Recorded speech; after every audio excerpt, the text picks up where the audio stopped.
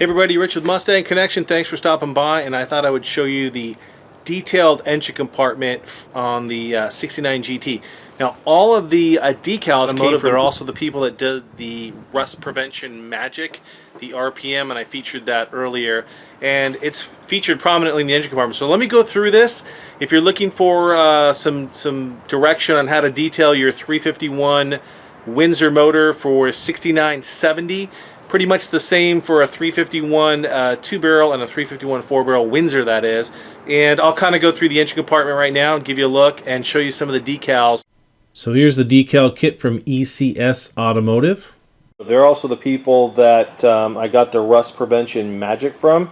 And I've already featured some of these stickers, if you will, assembly line stickers and production line stickers, in a previous video, but I wanted to actually start putting these, the ones that belong in the engine compartment, in place. So this kit is actually the 69 Mustang Master Kit, and it's specific to where the car was built. So if it's Dearborn or San Jose, if you will, and they go all the way through. So it's a non-tack car, it's an AC car. Even this is different if it has steel wheels in the trunk.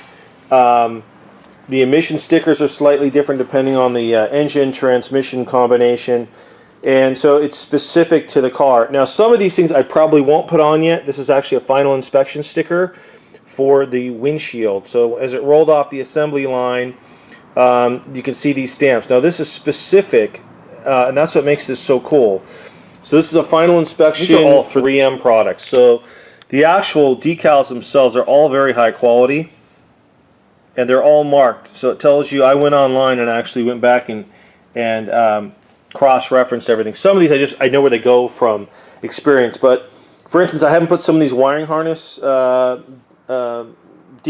on yet, simply because I wanted to wait until everything was kind of back together. I'll go ahead and start putting these on, and once the engine compartment's finished, I'll show you what it looks like. Okay, so I'm taking a look at the motor and the engine compartment now. Let me kind of cover some of the things. So this is all done what's called phosphate and oil. That's not plated, that's not painted, and that's the way it would have been done from the factory. Let's take a look here.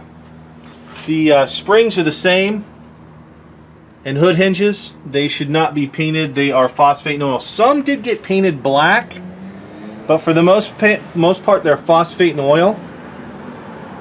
And then the same here. And then depending on the factory, if it was San Jose or Dearborn or Muchin, these would have been slop gray or they would have been black. And then coming up here, the hood latch and catch is phosphate and oil as well. You can see here. And then this is that gray, that slop gray. Actually had those powder coated. So let's take a look at the engine compartment now, some of the detail on it. It gets the engine call out on the air cleaner. It gets the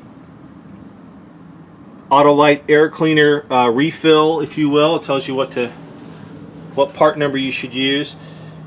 Here's the engine RPM idle guide that's on the valve cover. There's the call out. This would have been the engine ID tag for the motor.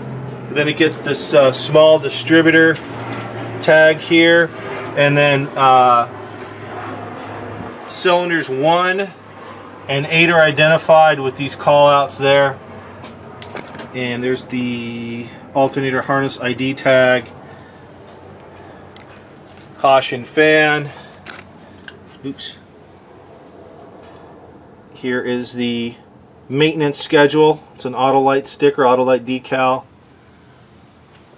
I do have the tag for the AC unit. I just haven't put it on there. It's like a thin little piece of tin. And then here's the battery okay with the correct stamps. And all of those now, the motor is relatively concourse ready. It's not perfect, but it's close. It's as close as I'm probably going to get. I'm going to do a few other things in here. I'll probably put an Autolite style battery in it, an early battery, just to kind of set it off. There's another thing that's phosphate and oil. That would be the coil clamp, and that also has a decal on it right there. Originally it would have been stamped. So that'll give you a general idea. For the most part, it's done. The trans did not leak. I got it back about 4 or 5 days ago, and there is no oil stain, or I should say transmission fluid leaking stain in the garage area. So there you go. So here's another one of those decals. It's on the windshield, and this is actually, I have not stuck this on. I've got two-sided tape on it, and I'll basically put it on there when it's time to do like a show or something. But they actually show you, see, so this car came with air conditioning, so it's got a 17, that whoever that was, you know, working that day. They kind of replicate those stamps, and the final acceptance was from 79. I'm assuming P is for power steering. Not sure with the R&L, but each of these has an indicator as to what went on with the car as it went down the assembly line. Some of the other stuff of note, I did use some of these these high-end reproductions. You can see it's got on the starter solenoid, it's got the part number and all that good stuff. And then if you look here, this is always a good sign to see if a car is pretty original. You see those date stamps? Those mean something. These fenders are original to the car. They needed a little bit of work, but I decided to keep them. All this stuff is date stamped. You see that? That's the factory, the shift, and the year. And the date. You can see this one was kind of double stamped. All that stuff's important. All the major stampings on these things do have date codes. So if you're looking for an original car with the original parts, that's one good indication that this is not a reproduction fender. They would not have those date stamps in them.